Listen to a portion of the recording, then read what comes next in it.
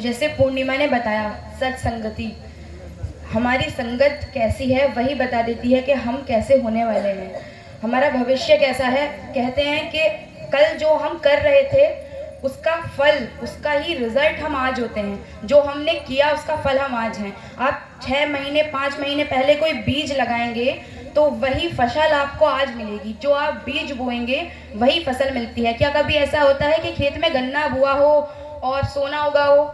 या सादा सा हम सिंपल सा समझते हैं कि आप अगर गेहूं बोएंगे, जो बीज बोएंगे वही तो फसल होगी। गेहूं बुआ, क्या उस खेत में गन्ना उग सकता है?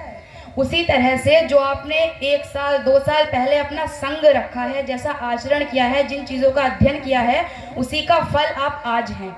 उसी प्रकार जो आज आप कर रहे हैं, समझ रहे हैं, जो भी आपके बच्चों की, बड़ों की संग है, जो भी उनको संग मिल रही है, जो आज बीज बोआ जा रहा है, उसी का फल आगे होने वाला है। इसी पे मैं एक छोटी सी कहानी के माध्यम से आज आपको ये समझाना चाह रही हूँ कि सत्संगति छोटी सी, अगर कुछ देर की भी हम सही संग ले लें तो वो हमारे जीवन पे क्या प्रभाव डाल सकती है। एक कहानी के माध्यम से ये समझने का प्रयास करते हैं। ये कहानी है एक लड़के की, जो एक गांव का एक लड़का सुबह देर से उठना, गलत काम करना, गलत संग में रहना, जितने भी गलत काम होते हैं, मांस का सेवन, मदिरा पान, वो सब करा करता था। एक दिन उसको कुछ ऐसे दोस्त मिले जो सत्संग किया करते थे, सत्संग में जाते थे। वो उनको रोकता था, कहाँ जा रहे हो, समय की बर्बादी, मेरे साथ चलो, वहाँ घूमेंगे, ये करेंगे, वो करेंगे, पूरा मजा।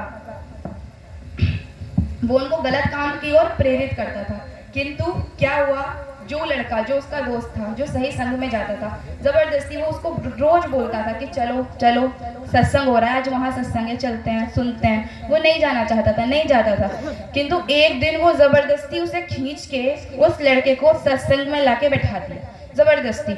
उसमें क्या हुआ, जो साधु महाराज थे, जो कथा कह रहे थे, वो कोई कहानी सुना रहे थे, उनको कोई बात बोल रहे थे। तो उसमें उस लड़का वो 1 मिनट के लिए आया, रुका, बैठा।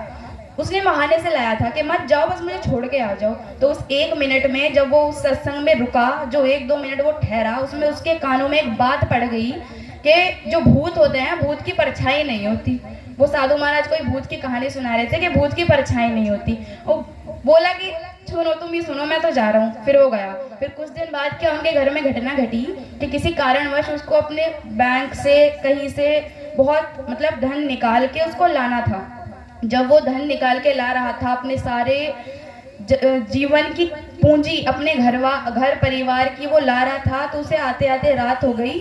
और रात में बहुत ज़्यादा भयानक एक उसने चीज़ देखी कि कुछ भयानक से दिखने वाले लोग, 1-2 व्यक्ति सड़क पे खड़े हैं। तो उसके मन में आया ये तो भूत है, अब भागना चाहिए।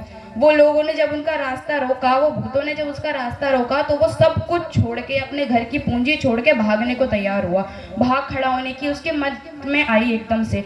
किंतु जैसे ही वो भागा, उसके दिमाग में, उसकी जैसी नज़र पड़ी, उसके दिमाग में वो बात क्लिक की जो उसने वहाँ सत्संग में सुनी थी कि भूतों की परछाई नहीं होती। किंतु उसे तो वहाँ परछाई दिख रही थी। उससे क्या हुआ, समझ गया कि ये भूत नहीं है, ये कुछ चोर लुटेरे हैं जो कहीं ना कहीं भैरूपिया भेष धर के, एक छलावा का रूप बना के मुझे रोकने के लिए, मुझे लूटने के लिए आए हैं। उससे जब उसे ये बात उसके दिमाग में आई, 2 मिनट जो वो सत्संग में बैठा था कि भूतों की परछाई नहीं होती, उसे पता चला ये भूत नहीं है। भाग, अपना सारा सामान, अपने जन्म भर की पूंजी छोड़ के भागने की बजाय उसने उनका सामना किया। 1-2 व्यक्ति थे, ज़्यादा नहीं थे, लेकिन भूत होते तो भाग खड़ा होता।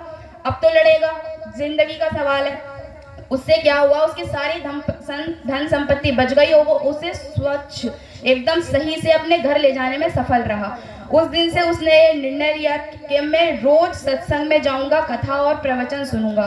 फिर जब उसके दोस्तों ने, उसके साथ वालों ने उससे पूछा कि तू तो ऐसा नहीं था, तेरे जीवन में इतना परिवर्तन कैसा आया, तो उसने उनको पूरी घटना बताई और ये कहा कि अगर 2 मिनट का सत्संग, 2 मिनट मेरे जीवन में इतना परिवर्तन ला सकती है, मेरे परिवार के लिए इतनी लाभदायक साबित हो सकती है, तो अगर मैं ऐसा ही आचरण प्रतिदिन लेने लग जाऊं तो क्या हो सकता है। उससे उसके पूरे जितना भी उन लड़कों का ग्रुप था, जितने भी उसके दोस्त मित्र थे, उन सब का उस एक व्यक्ति की वजह से इतना ज़्यादा परिवर्तन हुआ कि वो खुद तो कथा करने लगे, खुद से सही चीज़ें सुनने पढ़ने लगे और बाकी लोगों को भी कराने लगे। उससे उनके उस एक लड़के के घर के बदलने से पूरा गांव, पूरा मोहल्ले का परिवर्तन होना शुरू हो गया। जितने भी लोग ये गलत कार्य करते थे उनसे हटके उधर की तरफ आने लगे। इससे हमें क्या समझना चाहिए कि एक सही संग हमारे जीवन को बदल सकता है। और इस बात को सिर्फ हम ऐसे ही ना देखें कि हमारे जीवन को बदल देगा, कुछ जादू होगा, एकदम से नहीं। वो आपके कर्मों में जुड़ने लगता है, आपके कर्म विधान में जुड़ने लगता है। आप सबने, आज हम इसी पे चर्चा करते हैं, कर्म और कर्म विधान। अगर आप सबने महाभारत की कथा सुनी होगी, देखी होगी, उसमें क्या था कि जो भीष्म पितामह थे वो तीरों की शैया पे लेटे हुए थे बहुत दिन तक, तीरों की शैया पे। उनका वो जो उनको शैया मिली वो किस बात का फल था? अपने कई जन्म पूर्व, अपने 100 जन्म पूर्व उन्होंने, जब वो छोटे थे तो उन्होंने किसी, एक होता है ना तीतर, उसको कांटा चुभाया था। उस कर्म का फल उनको 100 जन्म बाद मिला, जो उनको तीरों की शैया नसीब हुई, उस पे लेटना पड़ा। तो अगर हम एक भी सही कर्म करते हैं तो वो हमें सही दिशा देता है, हमारे लिए लाभदायक साबित होता है। अगर हम देख रहे हैं कि ये व्यक्ति है बहुत ज़्यादा तरक्की अपने जीवन में कर रहा है, तो कहीं ना कहीं उसका संग, उसके कर्म वैसे रहे हैं कि वो आज उसे तरक्की देके जा रहा है। वहीं एक दूसरा व्यक्ति है जिसके घर में, जैसे भी पूर्णिमा ने बताया कि लड़ाई हो रही है, तो कहीं ना कहीं हमारे कर्म, हमारा संग गलत रहा है। और इस कि हम सब जिम्मेदार हैं कि आज हमारी परिस्थिति कैसी है। क्योंकि कहीं ना कहीं मैंने क्या बोला, बीज, पहले हमने ऐसा बीज बोआ जो हम आज उसकी फसल काट रहे हैं। और अभी भी अगर हम बात करें तो कुछ नहीं बिगड़ता। अगर भविष्य अच्छा करना है तो आज ऐसा बीज लगाना पड़ेगा जो भविष्य में आके फलीभूत हो। जो फसल हम भविष्य में काटना चाहते हैं वो हमें आज लगाना पड़ेगा। एक और मैं छोटी सी कहानी आपको सुनाऊंगी महाभारत के काल की। आप सब जानते होंगे धृतराष्ट्र, है ना? महाभारत हुई, धृतराष्ट्र के 100 पुत्र थे, 100 के 100 पुत्र मारे गए, पूरा राज्य खत्म हो गया। उस बात पे जब पूरी महाभारत समाप्त हुई, श्री कृष्ण से वो मिले तो एक बहुत ही कथा ये बहुत प्रचलित है। उन्होंने श्री कृष्ण से प्रश्न किया कि मेरी क्या गलती थी? मैं सबसे बड़ा पुत्र था अपने परिवार का, किंतु मैं अंधा था, इसलिए मुझे राज्य नहीं मिला। अगर मैं अंधा नहीं होता तो राज्य तो मेरे हिस्से में ही आना था, क्योंकि मैं बड़ा था।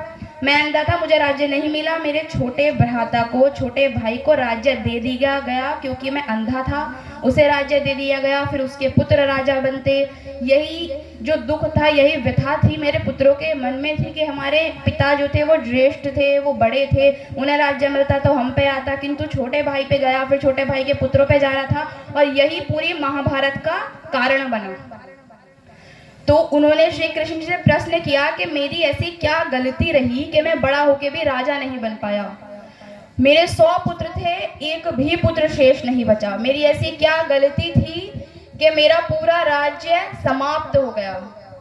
उसका कारण है कि मैं अंधा हूँ। तो मेरा ऐसा क्या अपराध रहा, मैंने ऐसा क्या किया, ये मैं आपसे जानना चाह रहा हूँ कि मैं अंधा था। क्योंकि अगर मैं अंधा नहीं होता तो कहीं ना कहीं महाभारत ही नहीं होती, महाभारत का कारण ही नहीं होता।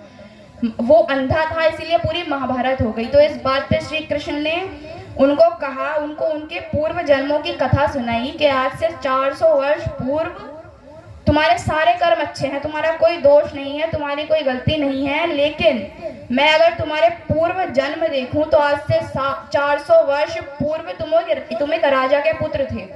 बहुत अच्छा राज्य था, सारे काम तुम अच्छे करते थे, किंतु एक क्या गलती हुई थी तुमसे जिसका फल आज जाके वो बीज उभरा है, तुम्हारे सामने फल स्वरूप आया है कि ये सारी घटनाएं तुम्हारे साथ हुई, ये सारी परिस्थिति तुम्हारे समक्ष प्रकट हुई। उसका यही कारण है कि बचपन में दोस्तों के साथ खेलते समय तुम्हारे राजमहल में छोटे छोटे चिड़िया के बच्चे जो घर आंगन में घूमते थे, मजाक मजाक में, खेल खेल में तुमने एक चिड़िया के बच्चे की आंख फोड़ दी थी।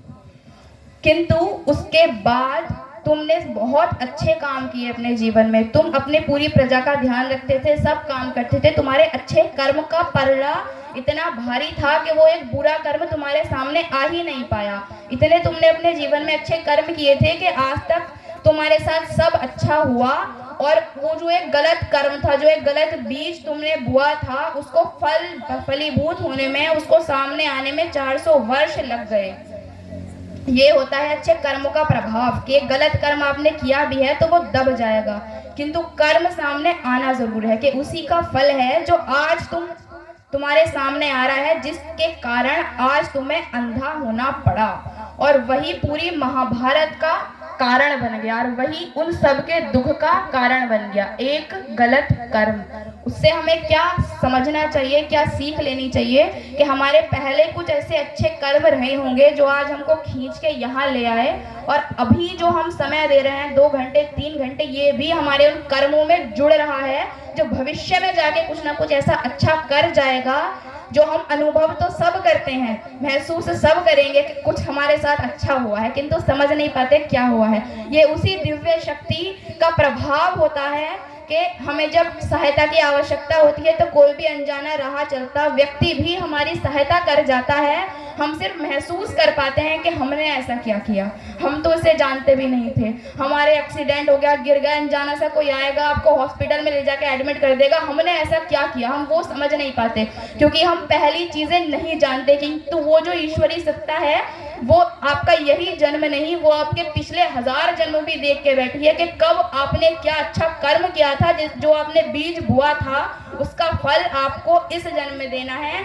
कि आपका कोई भी घर परिवार का सदस्य है वो आज आपके साथ सही सलामत मौजूद है, और इस बात का हम साक्ष्य ना ले पाते हैं, किसी से ना दे पाते हैं, ये सिर्फ भावनात्मक रूप से हम महसूस कर पाते हैं। और इससे आज हम आप सबसे यही उम्मीद कर सकते हैं कि आज से आप जो भी अपने कर्म करेंगे वो कहीं ना कहीं भावनात्मक तौर पे कोशिश करेंगे, प्रयास करेंगे कि आप अच्छा करें।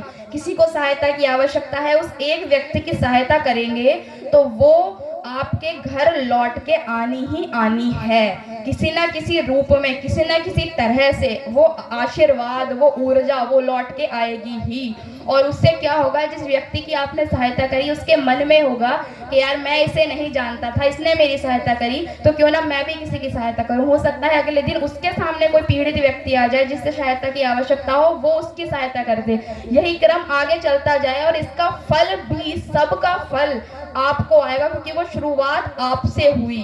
कहीं ना कहीं वो जो बीज बोआ था वो आपने बोआ था, बाकी लोग उसका फल खा रहे हैं। अगर वो जो आम का पेड़ लगाया था वो आपने लगाया था, वो शुभ कार्य आपसे प्रारंभ हुआ, उन सब की दुआएं भी आपके परिवार में आके खुशी का, शांति का, धन संपत्ति लाने का कारण बन जाती हैं, माध्यम बन जाती हैं। और इस सब चीजों को हमें बहुत अच्छे से समझने की आवश्यकता है।